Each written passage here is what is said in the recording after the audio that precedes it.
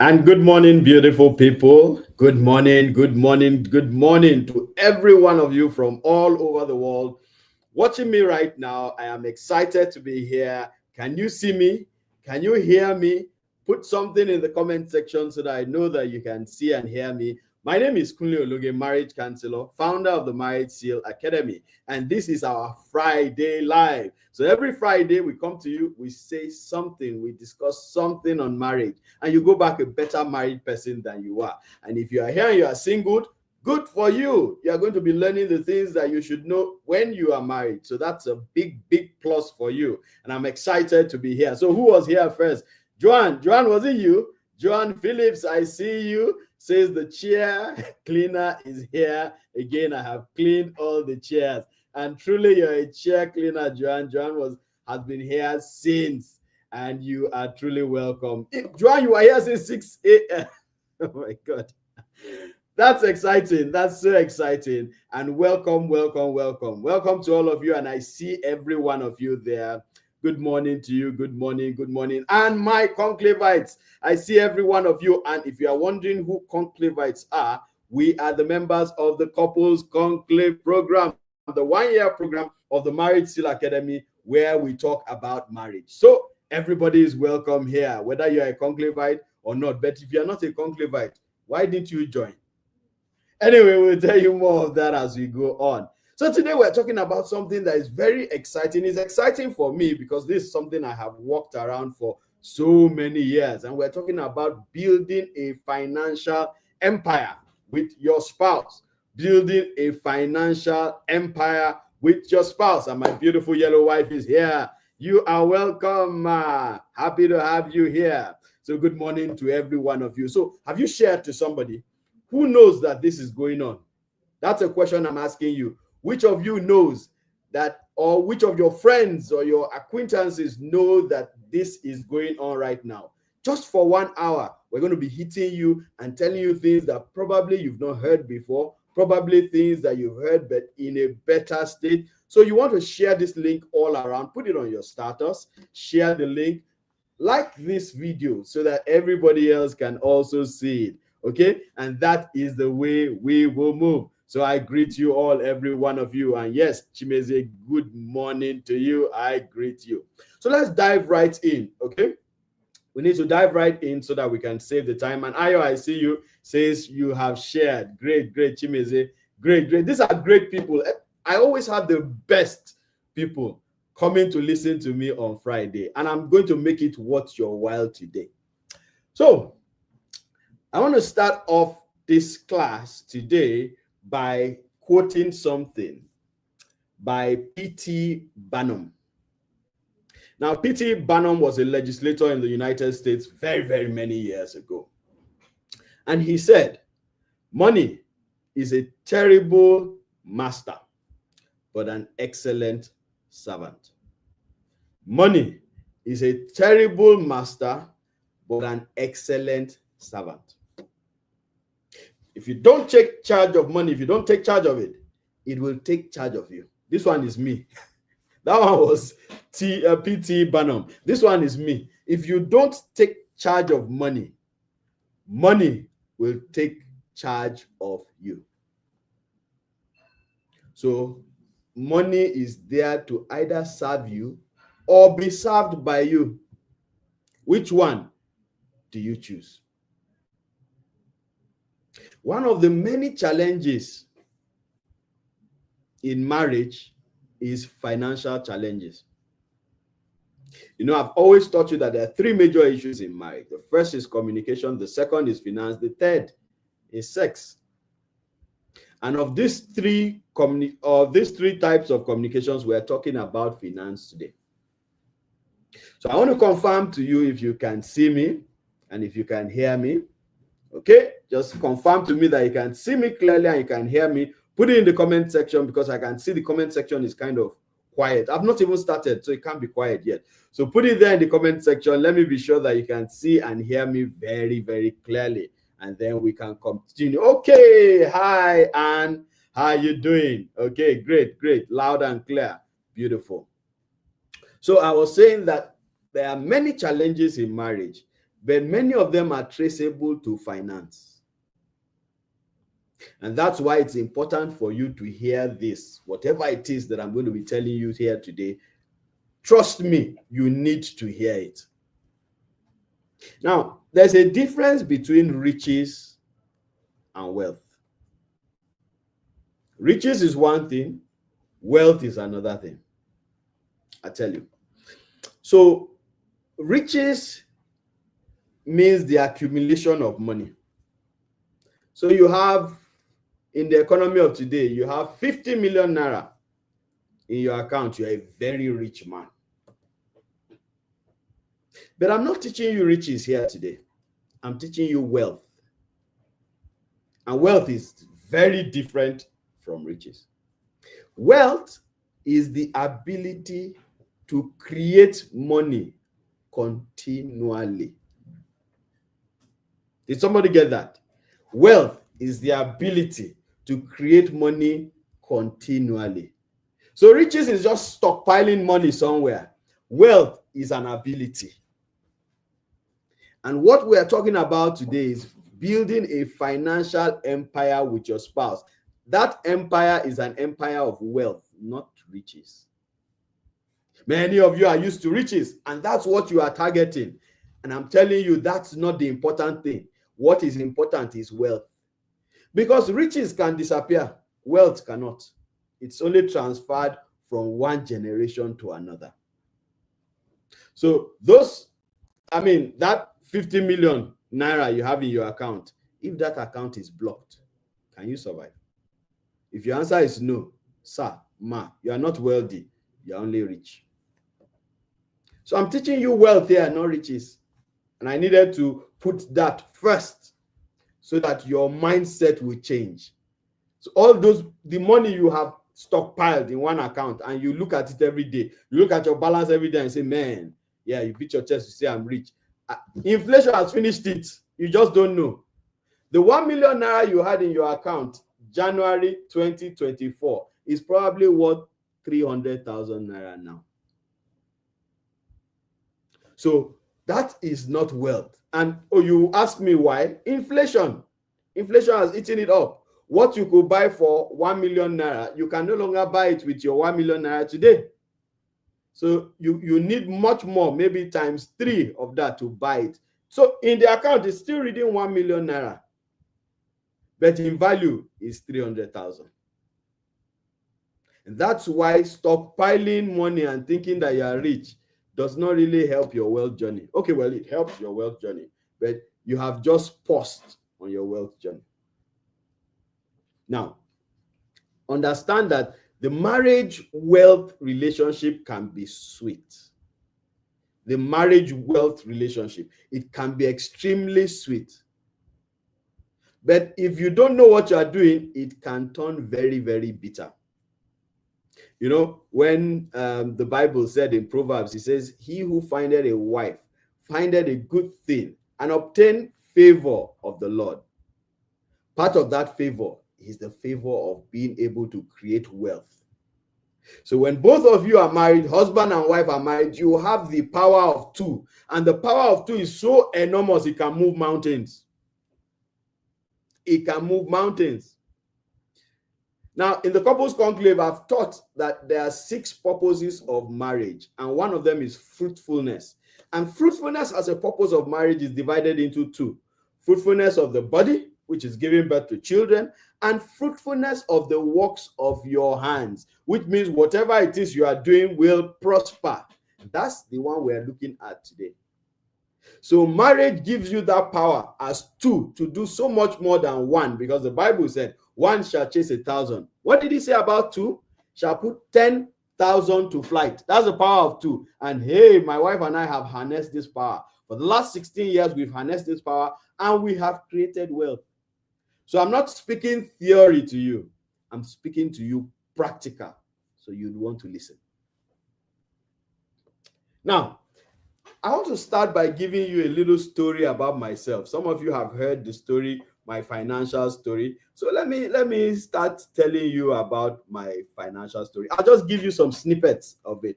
Okay, and then you can get the rest of the full story of my financial journey in this beautiful book of mine, The Three Rivers of Marriage. The Three Rivers of Marriage talks about the three major issues in marriage, that is communication, finance, and sex. So I'm not going to bore you with the entire story. However, that story is one that can change your life because it has changed many lives. So I'll give you a part of it. So I was born into a house of a professor and a teacher, comfortable middle class life, maybe even more than middle class, growing up in the late 70s and early 80s, and we were comfortable. I mean, we had two deep freezers. One used to be full of meat. The other one had pastries like bread that we buy from Kaduna to Zaria in those days. There were always, at every point in time, 3 official cars in my house. We lived in a duplex that had boys' quarters. It had a lawn tennis court. It had a drive, those drive-throughs that you see in movies, Zaria, Ahmad Bello University, the professorial houses are actually big, they actually make them like professor. So that's the kind of life I grew in. Fast forward to sometime in 1990, University of Abuja was to set up, and they poached the best of the best from all around the country and put them to start University of Abuja because it was supposed to be an iconic university for the military government of that time. However, of course, my dad was also poached along them because, hey, he was a smart guy. He is still a very smart man. In his 80s now, still excellently smart. And he was a first-class brain, made first class in his degree, first-class master's. Everything of his was first class. The country sent him out, for his master's, for his PhD. He came back, became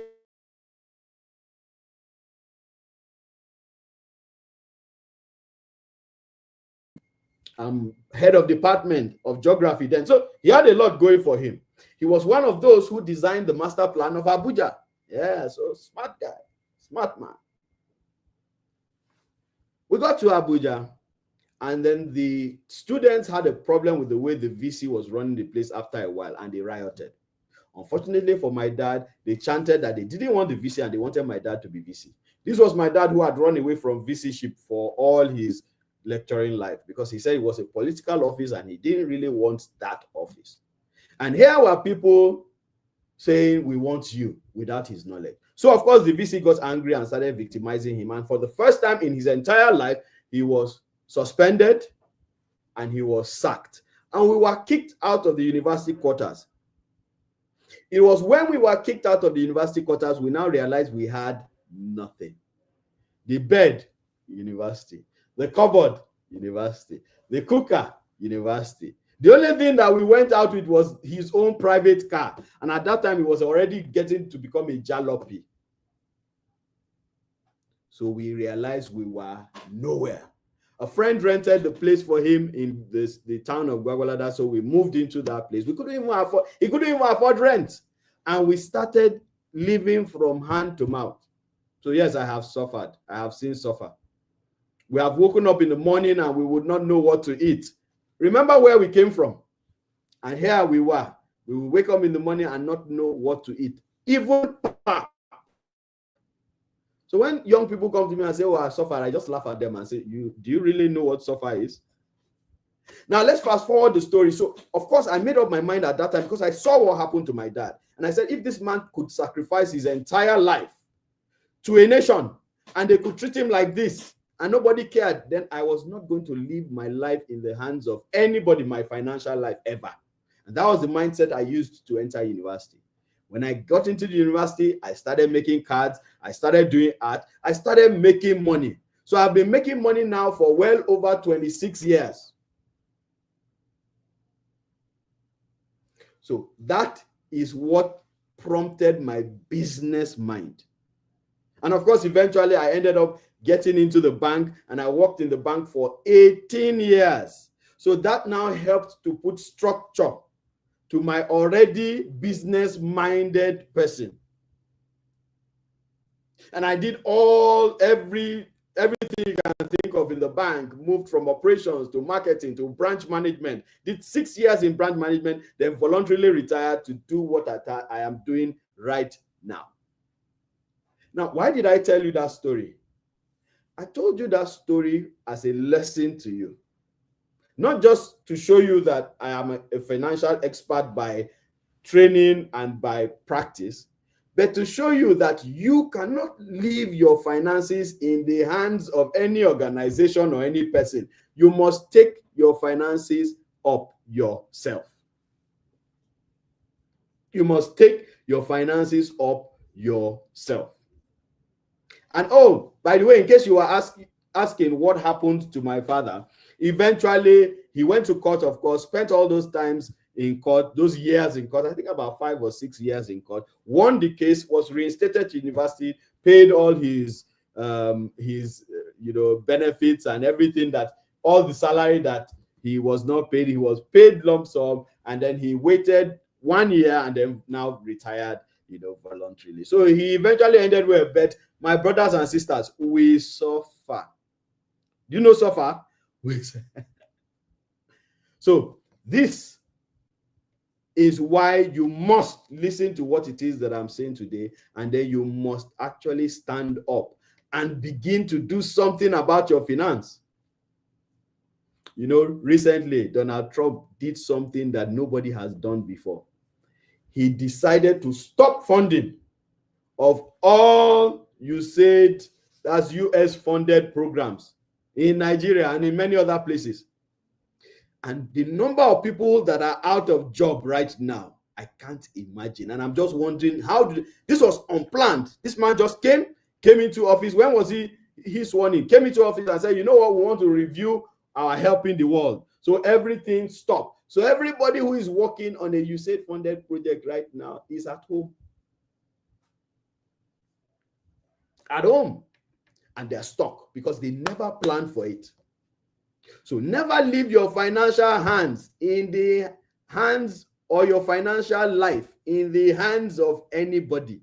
Yes, work well where you are working well. Give your all. But as you are giving your all, that amount that you are being paid as salary, know what you are doing with it.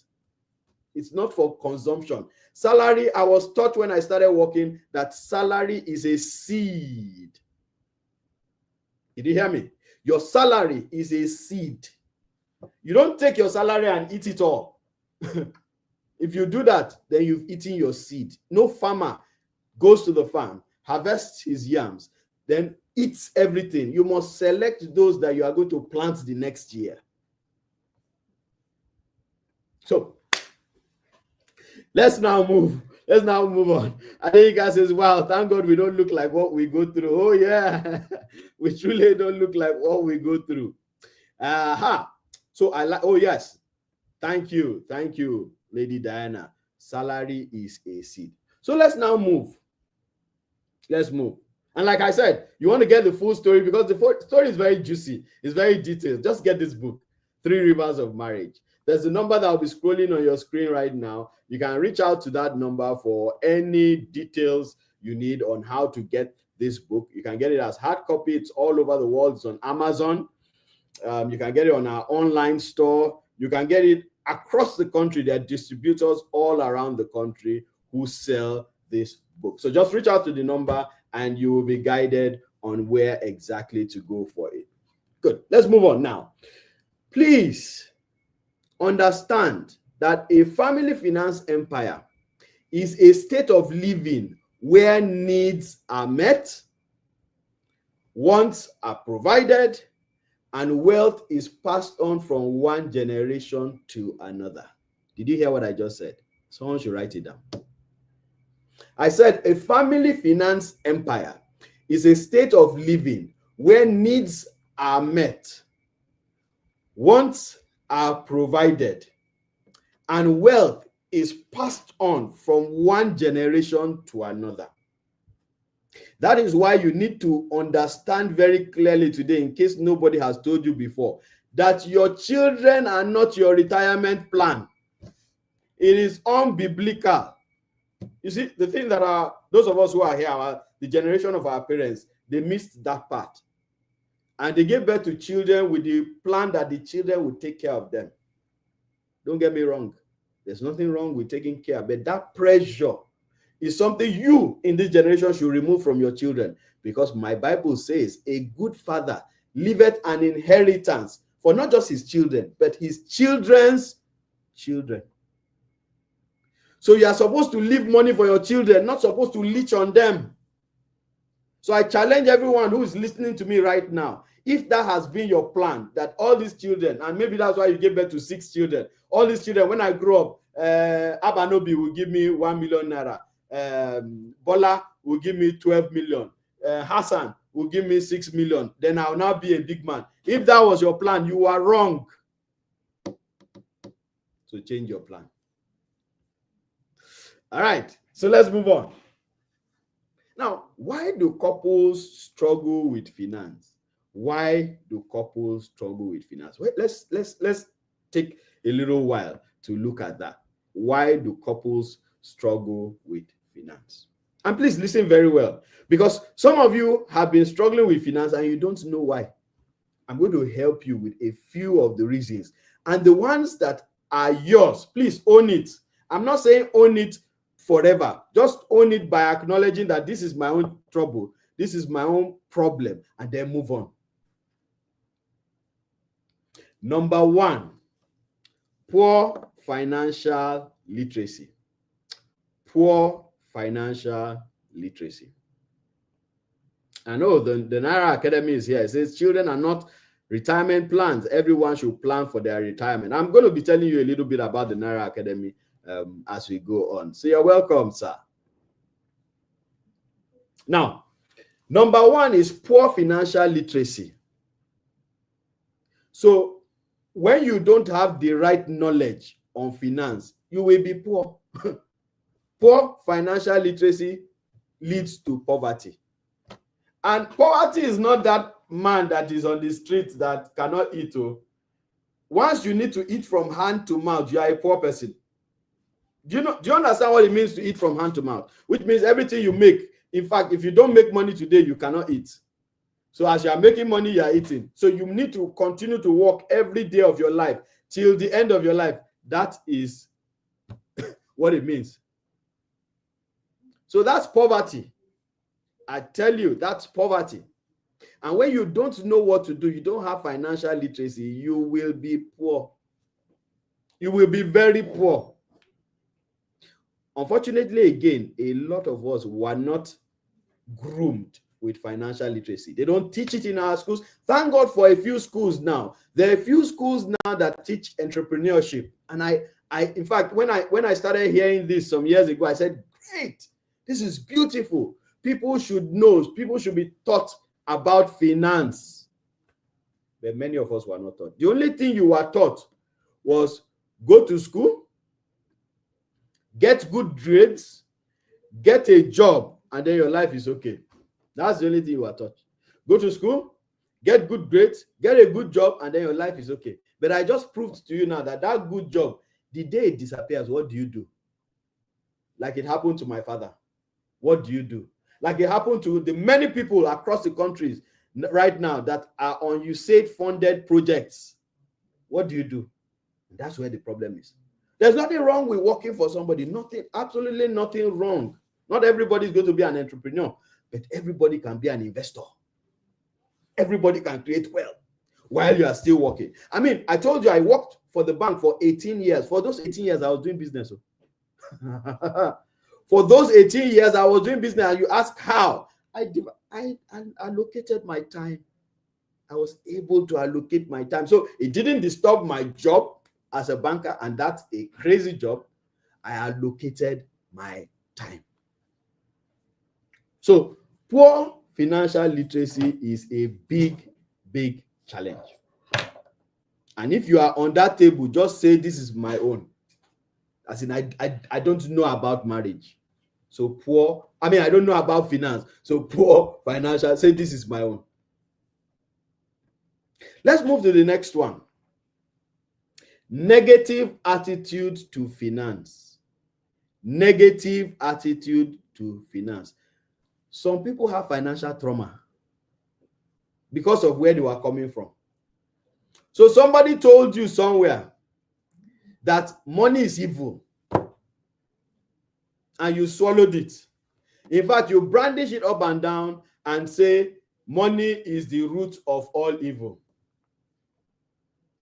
Is there anybody who heard that growing up? Money is the root of all evil. That was a misquoting of a verse in Timothy. I think Timothy 1:6 or so. It says, for the love of money is the root of all evil. So when you love money, not just like, as in you love money, that's when it's evil. And that love, love means you are giving everything. That's what love is. In the couples conclave this morning, I sent every day I send them a tip on marriage early in the morning, the couples conclave. And the tip today was talking to husbands and telling husbands that they need to love, and love is by giving. You give your time, you give your resources, you give your body, you give. So love is about giving. And if you give your all to money, that's where God has a problem. So you have made money an idol unto you. It means you can do anything for money. Once you've reached that stage where you can do anything for money, then money has become an idol to you. And that is the part that God says, or that God talks about. So it is not true that money is the root of all evil. What the Bible said is the love of money. The love of money. And that negative attitude to money has stuck many people. Many people are stuck. They're not able to move. They're not able to make money. And they're not able to create wealth. So some of you have financial trauma, and that is what is chasing you. It is chasing you everywhere, and it's not allowing you to grow. So even when opportunities come for you to grow, you can't, because your brain is limited. You have limited your brain. There's a course I do once every year. It's called How to Make $1 Million for Your Family. You know what that course does for you? It breaks your mental limitation when it comes to finance. That's one thing the course does for you first. It will first shatter your mental limitation, and you suddenly realize that, okay, so I can actually do a lot. I can actually create wealth. So I'm not born to be poor. Some people have even said, well, this world is not my own. I'm just a passerby. You sang that song, and that singing is not for holiness. So if it was for holiness, that would have been nice. But that singing is when you see that you cannot make the money you're supposed to make, you sing that song and use it to console yourself. Sir, ma, I'm here to break that table for you. Stop consoling yourself. You are doing yourself a disservice. God never wants any of his children to be poor. Yes. Bible scholars, come out. God never wants any of his children to be poor, because his people are wealthy. His people are wealthy. Somebody says they hold on to vanity upon vanity is vanity. And we're not talking about vanity. We're talking about wealth. There are two different things. And think of it, to help those of you who are on this line. Thank you, Vera. Those of you who are holding on to vanity upon vanity, let me help your mental thinking. By the way, have you invited somebody? I'm not seeing all the people. I thought by now this place would have been flooded with all your friends, your family, your staff, your colleagues at work, your church members. What's happening? Invite people right now and invite them to come. And so I was saying that you've held on to this vanity thing so long that it has destroyed you, so you're not able to move. But look at the Bible. All the people who are our fathers of faith, they are all wealthy people. Should we do a roll call to help those of you who have used religion to cover up hard work and diligence to make or to create wealth? Let me help you. Abraham, super wealthy man. Abraham, we told, had bodyguards, 300 bodyguards. You know what it is to fend for 300 bodyguards? People who protect him. 300. Abraham was so rich that when he's moving, everybody is running away from him and saying, this man's wealth is so much. And we even sing it. Abraham's blessings are mine. Abraham's blessings are mine. But when it comes to now making wealth, you step back and you say vanity upon vanity. Who is fooling who? Who is the hypocrite here? Isaac, super rich. Jacob, super rich. Joseph, David, Samuel, Saul, Solomon. Come on. Where are we finding this thing that as a Christian you should not be rich? Where is it? Where is it? Then let's now go to our perfect example, Jesus Christ. Jesus Christ was super wealthy. Not just wealthy by saying he's the king of the world. No. Wealthy by they had a purse that they moved around with. And when the 5,000 were to be fed, he asked them, where can we find bread to buy? So the problem was not money to buy the bread. The problem was, where will you find the bread to buy?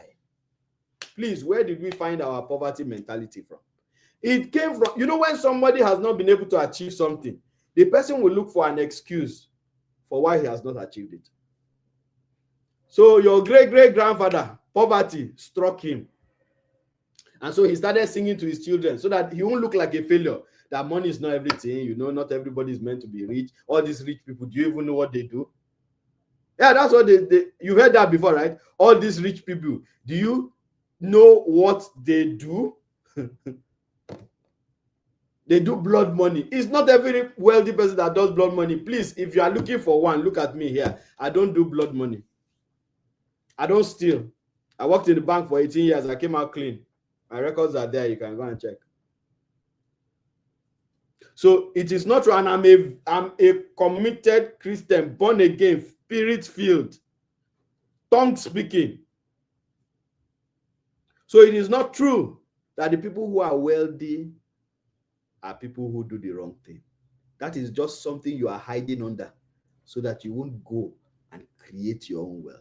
And I challenge you today. Look, if this is the only thing you heard, if the only thing you heard today was to break that mental limitation in your head, then let it be. All right, great. Somebody said, I didn't know about Jesus. Thank you for this passage. Yes, Jesus, they didn't need money. They didn't lack money. They were buying what they need. They were buying. And anytime they needed money, he will create it. So you can create wealth. In fact, if you take that course and you can still, we're going to have it this year, later on this year, but so that you don't wait till we have it live, the recorded one is actually available. That's how to make $1 million for your family. How to make $1 million for your family. It's a 2-day course. So it's in two parts, 2 modules, okay? And that course, I tell you, you take that course, it will blow your mind. So, I mean, that was more than 3 hours of teaching, and this is just 1 hour, so I can't teach you everything. What I'm doing for you today is creating awareness. Creating awareness. Let's move on. And if you need that course, how to make $1 million, I'm sure the team is putting up the details right now. How to make $1 million for your family. You see, you can just reach out to the number that is on your screen, and then you can go and take that course. The next one is indiscipline. People struggle, couples struggle with finance because of indiscipline. Indiscipline. You are just an indisciplined person. And discipline is actually the ability to follow a set of rules. But there are many, in fact, Nigerians generally are indisciplined. Nigerians are indisciplined. And it's wrong. It's quite sad. And you are indisciplined with your money too. Why can't you? You must spend. Once your hand is shaking to spend. Your hand is shaking. You've seen something. You are not yet up to that thing. You want to buy it. Why? I see the phone some young people carry that is more expensive than their monthly salary. And I say, hey, how? How do you get to that stage where you're buying an iPhone? What's the latest iPhone now? Is it 16 Pro Max? I don't even know. You're buying an iPhone 16 Pro Max that is about how many million now? And you don't have a job. Kilonjebe. How do you do that? It's indiscipline. Indiscipline. So you need to understand some of these things. That's what's keeping you down. Nobody in the village, they don't even remember you. All these my village people are chasing me. They don't remember you in the village. Newsflash is when you come to the village, they remember you. They have their own problems. You are here. We give excuses for irresponsibility. When we are irresponsible, then we give all kinds of excuses to cover it up and paint it. You are indisciplined. That's why you are struggling with finance. Let's move faster. Today is moving very, very fast. Number 4, you are living above your means. Closely related to indiscipline. You are living above your means. You see that thing I said? You see an iPhone 16 Pro Max and you want to buy it, and you don't make up to that in a month. You are living above your means. Every time you need to borrow money to do anything, you are living above your means. Every time you are always broke at the end of the month, they pay you a salary. Before the next salary comes, you are broke. You are living above your means. You can argue with your keyboard from today till tomorrow. Living above your means simply means this is how much you have. You know how much you have. Why are you doing things more than how much you have? I was recently speaking to somebody and I was asking them, they're in Canada, so I was asking how much a decent pair of shoes, male shoes, are. And then the man responded and said, maybe about $100. I said, that's expensive. He said, no, that's how much shoes. I said, no, sir, I travel all around the world. That's not how much. Me, when I travel, I don't buy shoe of £100. I don't think, $100. I don't think I've ever bought a shoe of $100. I mean, is because I can find good shoes that are $50, $30, $20. So why am I spending $100? Don't get me wrong. I'm not saying don't spend it. If you have it and you can spend it. But I'm more concerned with the people who don't have it and who are struggling to spend it. That's living above your means. Think of it. Every time you are struggling with your finance, you are living above your means. There's no argument. All right. Let's move on. And the last one, and I think this one for couples, please listen to what I'm saying now. Draw closer, come closer, bring your device close to you and listen to this particular one. One of the reasons you struggle with finance is ineffective communication between both of you. Did you hear what I said? Ineffective communication between husband and wife will cause struggle for finance. So you need to find out, my communication with my wife, is it okay? My communication with my husband, is it okay? Because if you have issues with your communication, you can't sit down and discuss finance. You cannot be wealthy. It's not a prayer, it's a fact. You must be able to sit down. People look at my wife and I and they say, wow, 16 years only. And look at what you people have achieved financially. And that's even the ones that they know. You know why? Because we can sit down and we can talk about finance. So our communication is top notch. You know what they call top notch?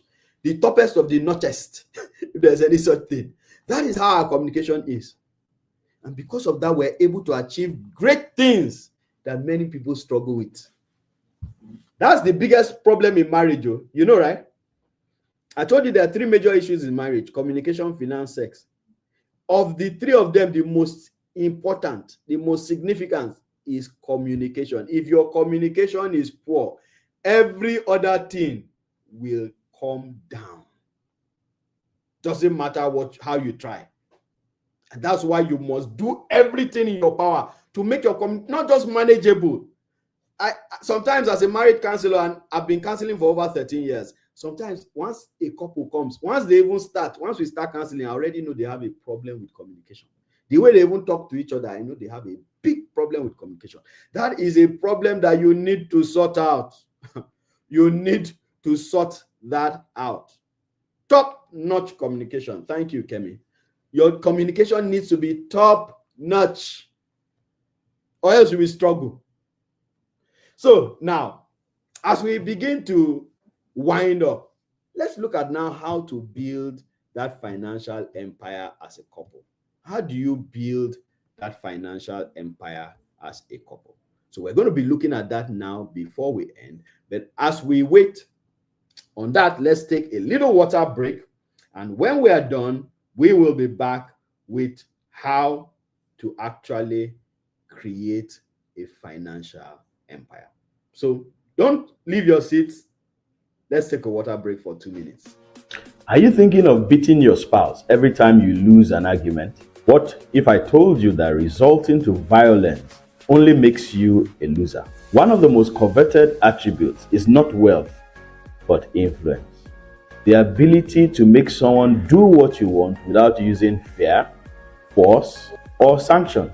Influencing your spouse should be based on mutual understanding. Sadly, many struggle with communication, which makes it difficult to influence their spouses effectively.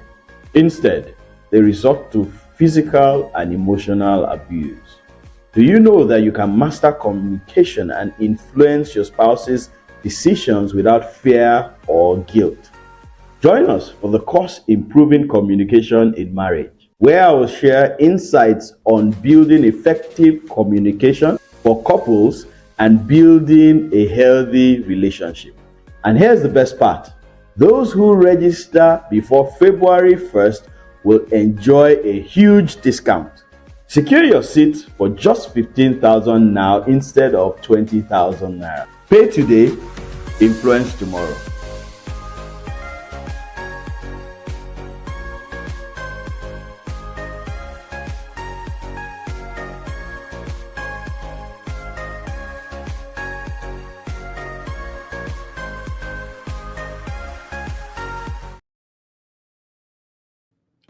And we are back. Okay, so did you see that advert on the course Improving Communication in Marriage? This is a course that every single married person must take. In fact, it's a course you should take every year, because you need to continuously and continually build your knowledge on marriage, and communication is at the center of it. So we have this course that is coming up this February between the 19th and the 20th, 2 days, titled Improving Communication in Marriage. This course happens only once a year. So after we have it this February, the next time to happen is next February. And there you're going to learn how the things, these things about communication: what to communicate, when to communicate, how to communicate. And with this knowledge, you will be equipped to face the challenges of marriage, all challenges of marriage, even spiritual challenges. If you communicate well with your spouse, you'll be able to overcome them. Are there people who have done this course before?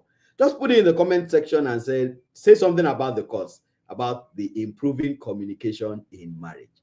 So this course is a course you don't want to miss. It's going to be between the 19th and the 20th of February, 8 p.m. Nigerian time, every day. So for 2 days, 8 p.m. to 9:30 p.m. Then the next day is, I think it's a Saturday, 8 p.m. to 9:30 p.m. also. And it's just for 20,000 naira. Can you imagine that? Only 20,000 naira. So you want to hurry now and quickly register and be seated. I'm sure there are people who are already registered here. We have a lot of people, hundreds already registered. So join them and come and learn. We will sit down in 2 days. What you will learn in 2 days, my God, your life will not remain the same again.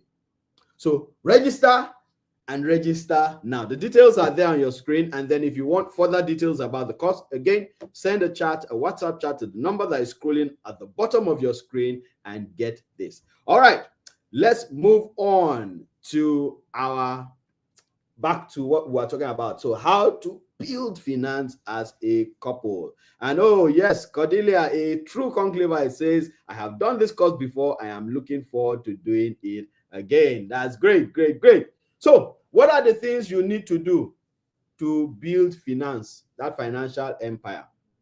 What are the things? Okay, somebody has corrected me, says it's Wednesday and Thursday. Okay, so sorry for that misinformation. So the course is 19th, Wednesday, and Thursday, 20th. Thank you so much, Adana. All right, let's move on. Number one thing you need to do is you need to like money. It sounds funny, right? You need to like money. Stop hating money. You see that hate you have for money, and you're so angry every time somebody talks about money. You're so angry. When your children bring things about school fees, every time it's money thing, you're angry. Please release yourself, receive peace, and receive sense also. Like money. Money is good. The Bible says money is a defense. It says money answereth all things. Because the way we read our Bible, sometimes we just pick something and no. It's not the way we read our Bibles. It's actually the way we hear people talk about the Bible. And here's the problem with a lot of Christians. We don't read our Bibles. I can challenge you here now, if we had the time, to ask, how many of you actually read the Bible? Or are you just dependent on what your pastor tells you on the pulpit? Your pastor is only helping you. I don't know if you get what I mean. It's just like, okay, let's use university. In the university, I'm not using secondary school because there they even teach you. In the university, nobody is teaching you. They're just lecturing you. The lecturer will just talk and move. If you like, read. If you like, study, you're on your own. The lecturer just gives you pointers to what it is you are supposed to study. You're actually supposed to go and sit down and study. And that's what many of you don't do.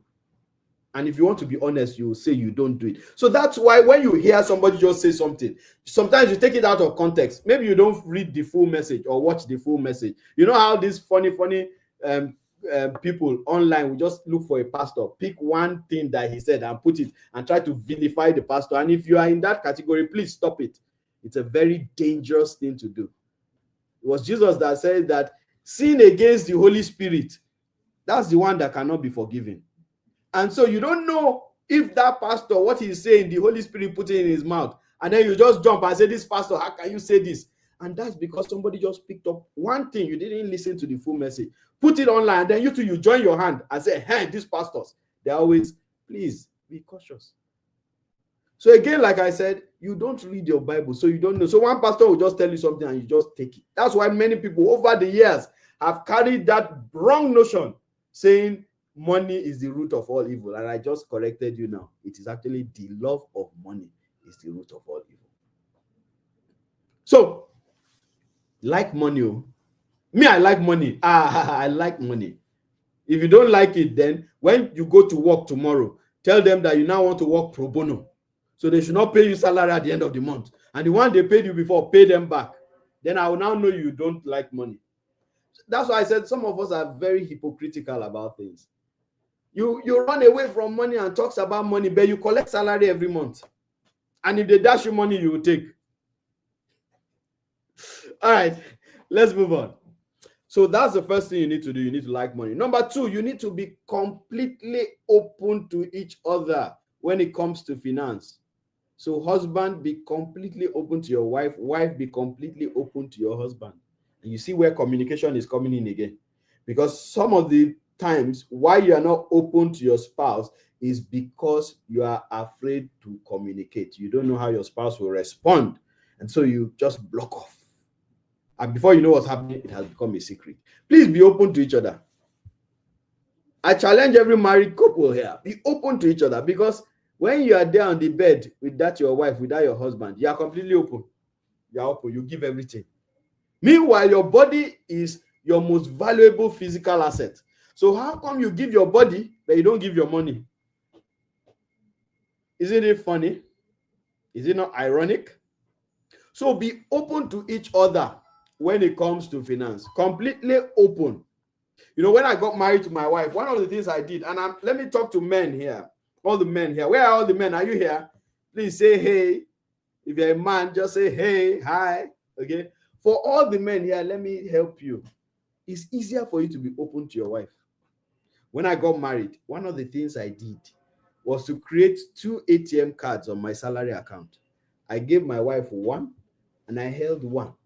Do you know what I did? I removed pressure forever from me. I removed pressure, because what it automatically means is, since my wife knows everything I have, she can't ask me for more than I have. Simple. So she can't come and say, oh, I need 200,000. I'll ask her, go and check. If you see 200,000, take. So that helped me. And she was completely open. We were both completely open to each other.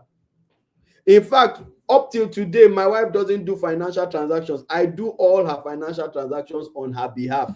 That's how open. So we both have access to all our apps, to all our accounts, to everything. We do. So this is so important, and we need to understand this. Be completely open to each other when it comes to finance.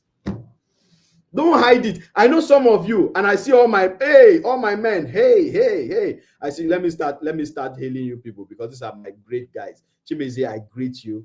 I greet you, Mr. Chris. I greet you, Mr. Mamer. Mr. Igor.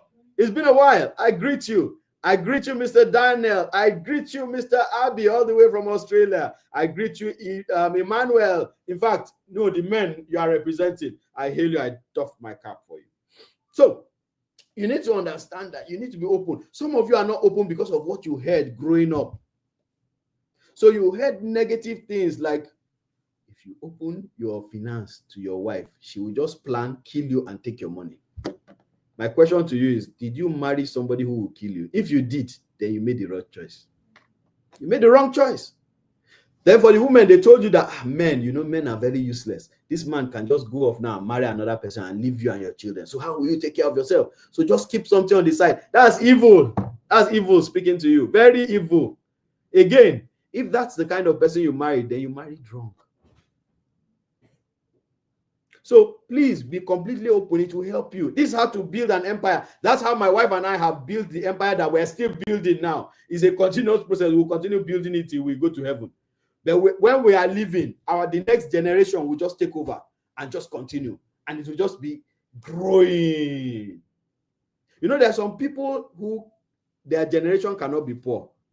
Can you mention some of those people in Nigeria? Their generation cannot be poor. They're not rich. They're wealthy, super wealthy. In fact, in that course, I broke that down a lot.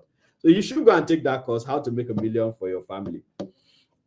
Number 3, you need to work together. You need to work together. Now, working together means beyond just being open to each other, then both of you should do your finance together. So I teach what I call a one-pause economy in marriage. Someone should put it there in the comment section. A one-pause economy. That's the only way you can build an empire. And a one-pause economy means that husband's money on the table, wife's money on the table, and then both of you together will plan how the money is being used. That is a one-pause economy. It doesn't mean that the monies have to be in one account. No, no, no, no. The monies can be in different accounts in your different names, but both of you know what is in all the accounts. And you can, when I say bring it to the table, I didn't say go and withdraw it from the bank and put it on the table. But all I mean is pull it together mentally and plan how it's used. That's what my wife and I have done in 16 years. You want to know what we have achieved financially? I won't tell you. I'm a bore. But we've achieved great things financially, very big things. Bigger. I tell people that what we have done in 16 years, in 100 years, I won't have done it alone. And I'm not exaggerating. What we've done in 16 years, in 100 years, she won't have done it alone. And I'm not exaggerating.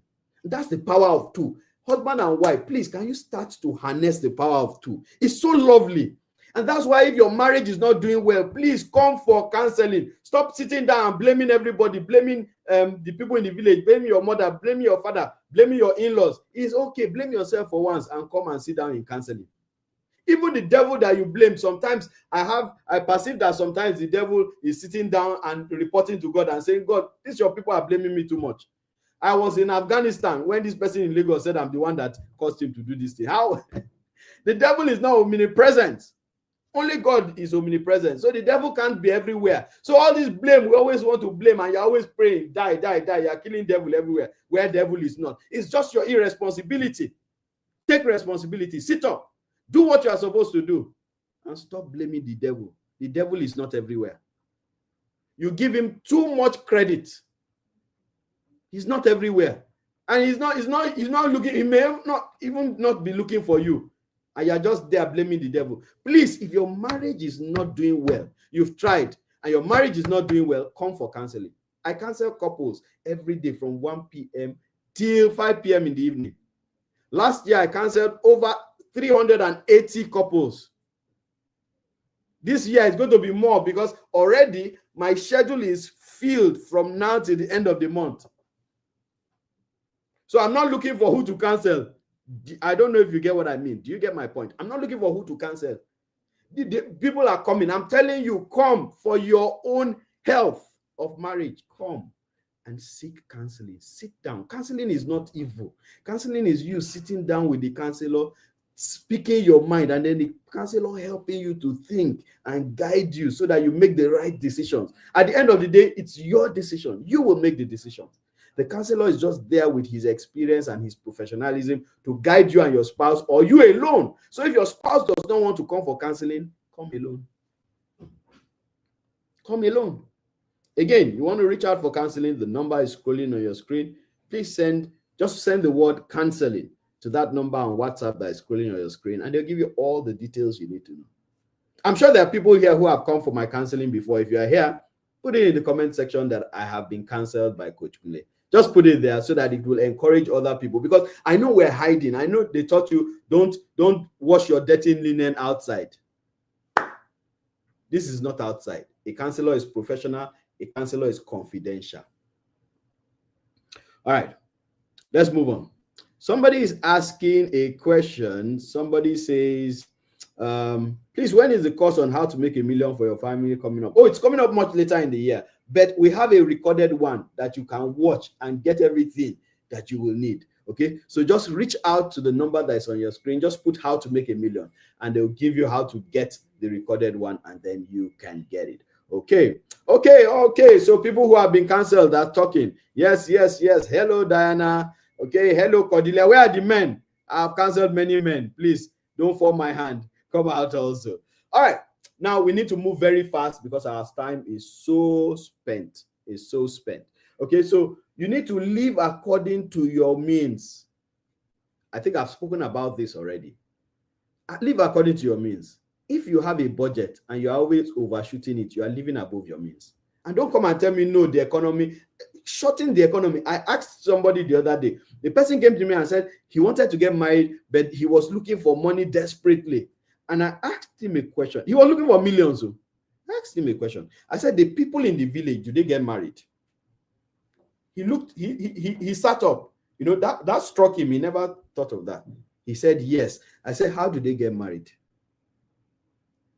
So will you go to the village now and say because the guy got married and all he gave people when they came was pure water and biscuit, that means he's not married? He's married, completely married, as long as he stood before a man of God and they joined him. Whether he did it in his house, in the man's church, in the man's office, wherever it is, as long as they joined them, they are married. So all that paraphernalia is just paraphernalia. That's what it is. So live according to your means. It is not true that you are suffering because you are not earning enough. You are suffering because you are not using what you earned properly. Number 5, make money. This course that I'm telling you about is going to teach you how to make money, how to manage money, which is number 6, and how to multiply money. Make, manage, multiply. When you are done with this course, which is an awareness course that will open your eyes to many things, then we will guide you in the course for how to now go into core investments. And that's where an organization like the Naira Academy comes in. So we partner with the Naira Academy. The Naira Academy is a one-stop shop for investment. The Naira Academy is a one-stop shop for investment. So you will learn there how to now put your money to work after we have taught you how to put yourself together first, so that you can even have the money to put to work. So we will direct you that way. So, you know, I'm talking to the married here because I don't want to be resolving marital problems on finance. I don't want to continually help you fight finance when you can gain knowledge and you can move on. And this is where we come to the end of today's class. Who learned something? So there it is on your screen, how to register for how to make $1 million.